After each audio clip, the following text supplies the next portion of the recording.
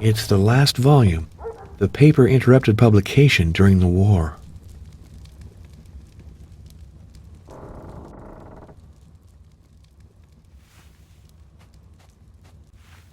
Good. Did you call the police? Are you convinced that they won't do a thing? Then we can go on to serious matters. Read these 2 letters and tell me what you think of them.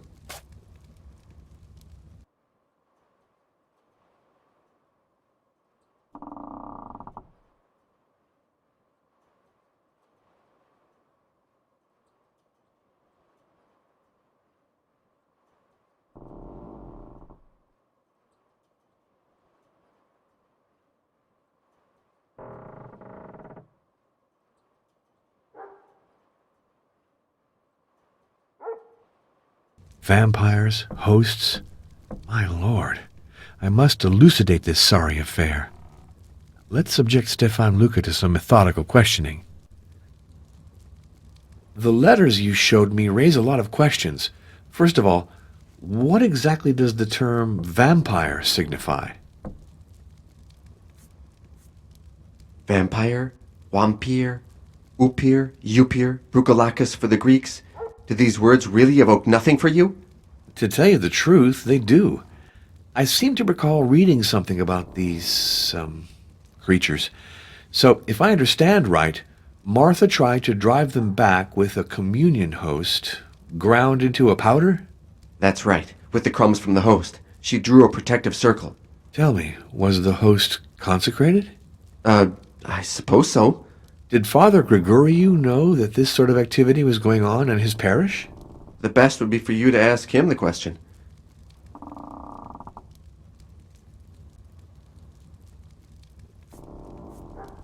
That's the frightful reality. And why don't the residents do something to rid themselves of a curse like that?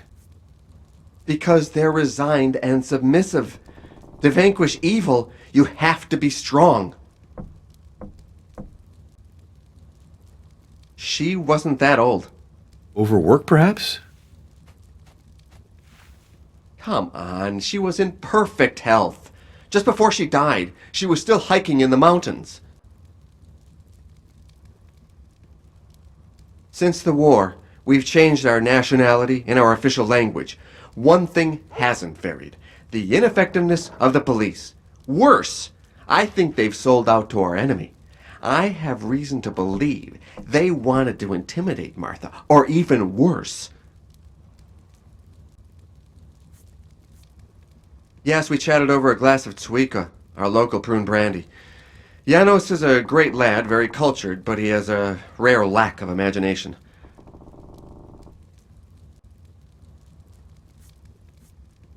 Young Maria? No, I didn't want to frighten her. I don't think she can help us in any case. Father, help me resume the task that Martha began. With a priest at my side, I'd feel stronger. It's not so simple. You see, this affair is really not in my purview.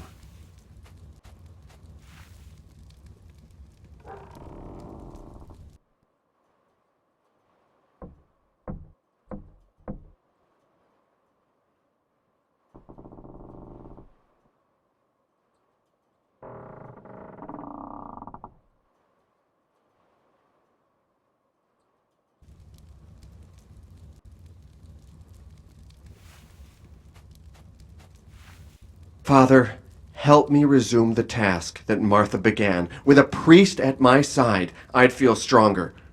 It's not so simple. You see, this affair is really not in my purview. I have to question Father Gregoriou about this sinister story of vampires.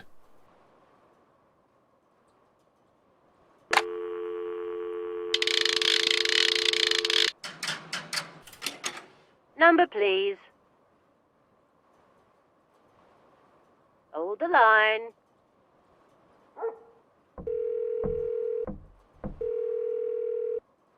Greenleaf Rest Home. Good day. Could I speak to Father Gregoriou Nigescu, please? This is Father Arno Moriani. One moment, I'll see. This is Father Gregorio Nigescu. Hello, this is Father Arno Moriani. Father, I have to discuss a very delicate subject with you. Please answer my questions very precisely. It's important. Do you know Stefan Luca? He's a journalist, a friend of Martha's. They developed photographs together. According to Stefan Luca, Martha Caligaro believed in vampires and engaged in strange rituals. It's true. And before you ask the question, yes, I helped her. You do know the position of the church on this subject, don't you? I know it, and I don't doubt that it's a very reasonable position when you think about the question, seated in an office in Rome.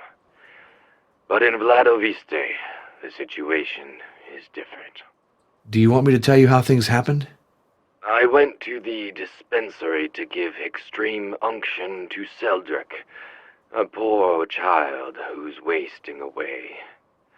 I uttered a few of the usual prayers, and then I gave Martha the sacred hosts. She used the wafers to draw a protective circle around the sick boy. Was it sacrilege? You're entitled to think so.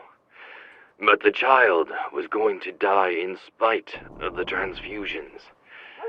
We had to try everything to drive away the creature that was feeding on him. What would you have done in my place?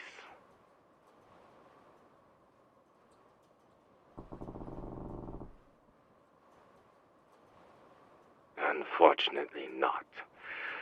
2 nights later, the window opened mysteriously, and the wind blew away the protective circle. Martha found the child dead, with wounds on his neck. Yes, a waste of time. The war began shortly after the child's death. I left the village to serve as an army chaplain. Upon my return, we tried to save a young amnesia victim. The girl seemed possessed. She ripped off the garlic necklaces that we hung on her neck and left her room every night. She didn't survive long. Young Ariel almost died as well, but Martha saved him by sending him away from the village. It was probably the only thing to do. It's very likely. I knew she was threatened. I'd offered her a dog to protect her. Now that seems to me to have been laughable. As if a dog could have stopped the enemy she was confronting. Do you think that enemy was a vampire? A supernatural creature? An emanation of the devil. If you'd lived a few years in Vladoviste, you wouldn't doubt it. Martha spoke to me of it. It's a sort of accursed way of the cross, which leads to the source of evil. She embarked upon it against my advice. I wanted to protect her. Oh, I was wrong. Why is that? She died fighting. I fled. Today, it is she who has the good part. Thank you for your frankness, Father. Of course, you realize that after your revelations, Martha will never be canonized. Yes, of course. What does it matter if she rests in peace? Another thing, if a direct question is asked, I shall be forced to evoke your part in this business. So be it. But you should know that my only regret is not to have helped Martha more. In the end, I slipped away. It was cowardly of me. The Lord is our only judge. I have no wish to condemn you. Goodbye, Father Gregorio. I wish you a good rest. Goodbye, Father Arno. All right, now it's time to make my report to Monsignor Briganti.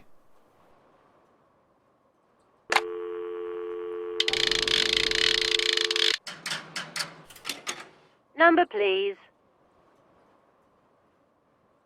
Please hold.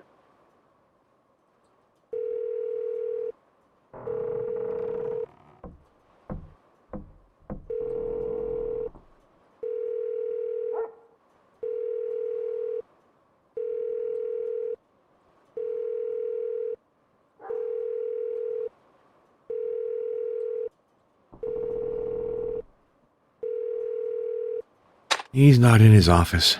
I'll call back later. Meanwhile, let's go see Janos at the Castle of Twilight. That will give me something else to think about.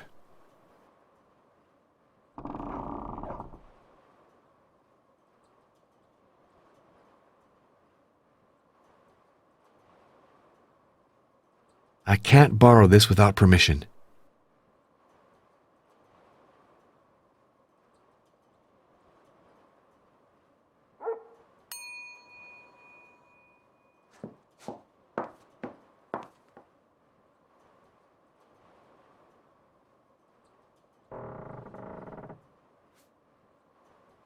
A lovely girl. But she's got a way about her, if you see what I mean. You can tell right off she's not from around here. Always hanging around outside, if that ain't a shame. Course, he's got no more parents. Lives with his uncle, who barely takes care of him. Sure you can. I don't know where it comes from. Some vagabond brought it to me. I gave him a meal in exchange for it. It's my way of being charitable, I guess.